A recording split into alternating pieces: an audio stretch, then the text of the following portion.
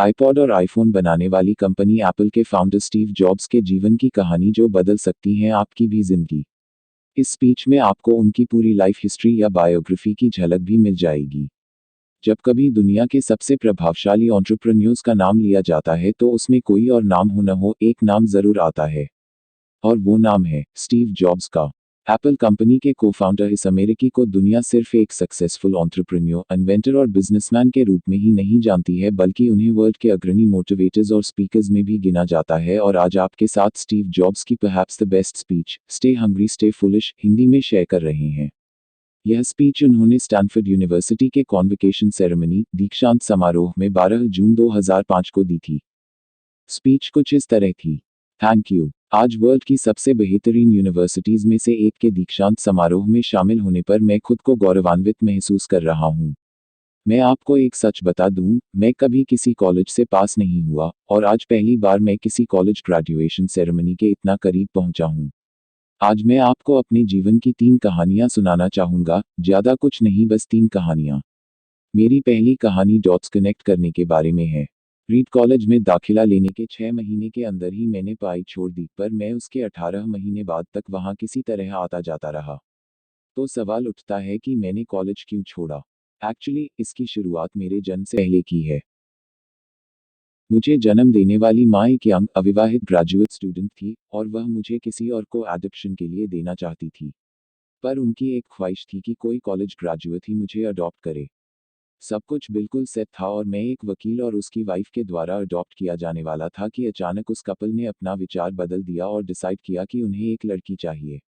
इसलिए तब आधी रात को मेरे तब वेटिंग लिस्ट में थे को कॉल करके बोला गया कि हमारे पास एक बेबी बॉय है, क्या आप उसे गोद लेना चाहेंगे। और उन्होंने झट से हाँ कर दी।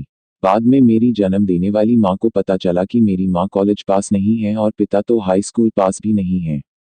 इसलिए उन्होंने एडॉप्शन पेपर्स साइन करने से मना कर दिया, पर कुछ महीनों बाद मेरे होने वाले पेरेंट्स के मुझे कॉलेज भेजने के आश्वासन के बाद वो मान गईं। तो मेरी जिंदगी की शुरुआत कुछ इस तरह हुई और 17 साल बाद मैं कॉलेज गया। पर गलती से मैंने स्टैनफोर्ड जितना ही महंगा कॉलेज चुन लिया। मेरे वर्किंग क्लास पेरेंट्स की सारी जमा पूंजी मेरी पढ़ाई में जाने लगी। 6 महीने बाद मुझे इस पढ़ाई में कोई वैल्यू नहीं दिखी। मुझे कुछ आइडिया नहीं था कि मैं अपनी ज़िंदगी में क्या करना चाहता हूँ और कॉलेज मुझे किस तरह से इसमें हेल्प करेगा। और ऊपर से मैं अपनी पेरेंट्स की जीवन भर की कमाई खर्च करता जा रहा था। इसलिए मैंने कॉलेज ड्रॉप आउट करने का निर्णय लिए और सोचा जो होगा अच्छा होगा। उस समय तो यह सब कुछ मेरे लिए काफ़ी डरावना था, पर जब मैं पीछे मुड़कर देखता हूँ तो मुझे लगता है ये मेरी ज़िंदगी का सबसे अच्छा डिसीजन था। जैसे ही मैंने कॉलेज छोड़ा मेरे ऊपर से ज़रूरी क्लासेस करने की बाध्यता खत्म हो गई, और मैं चुपचाप सिर्फ अपने इंटरेस्ट की क्लासेस करने लगा। ये सब कुछ इतना आसान नहीं था। मेरे पास रहने के लिए कोई रूम नहीं था, इसलिए मुझे दोस्तों के रूम में फर्श पे सोना पड़ता था। मैं कोक की बोतल को लौटाने से मिलने वाले पैसों से खाना खाता था। मैं हर संडे 7 मील पैदल चलकर है कृष्णा टेम्पल जाता था, ताकि कम से कम हफ्ते में एक दिन पेट भरकर खाना खा सकूं। यह मुझे काफ़ी अच्छा लगता था। मैंने अपनी लाइफ में जो भी अपनी क्यूरियोसिटी और इंट्यूशन की वजह से किया वह बाद में मेरे लिए प्राइसलेस साबित हुआ।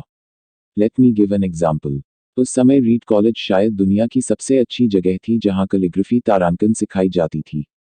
पूरे कैंपस में हर एक पोस्टर, हर एक लेबल बड़ी खूबसूरती से हाथों से कैलीग्राफ किया होता था। चूंकि मैं कॉलेज से ड्रॉप आउट कर चुका था, इसलिए मुझे नॉर्मल क्लासेस करने की कोई ज़रूरत नहीं थी। मैंने तय किया कि मैं कैलीग्राफी की क्लासेस करूंगा और इसे अच्छी तरह से सीखूंगा। मैंने सेरिफ और sans सेरिफ टाइप फेसेस के बारे में सीखा, अलग अलग लेटर कॉम्बिनेशन के बीच में स्पेस वेरी करना और किसी अच्छी टाइपोग्राफी को क्या चीज़ अच्छा बनाती है, यह भी सीखा। यह खूबसूरत था, इतना आर्टिस्टिक था कि इसे साइंस द्वारा कैप्चर नहीं किया जा सकता था, और ये मुझे बेहद अच्छा लगता था। उस समय ज़रा सी भी उम्मीद नहीं थी कि मैं इन चीज़ों का यूज़ कभी अपनी लाइफ में करूँगा। लेकिन जब 10 साल बाद हम पहला मैकिन्टॉश कंप्यूटर बना रहे थे, तब मैंने इसे मैक में डिज़ाइन कर दिया। और मैक खूबसूरत टाइपोग्राफी युक्त दुनिया का पहला कंप्यूटर बन गया।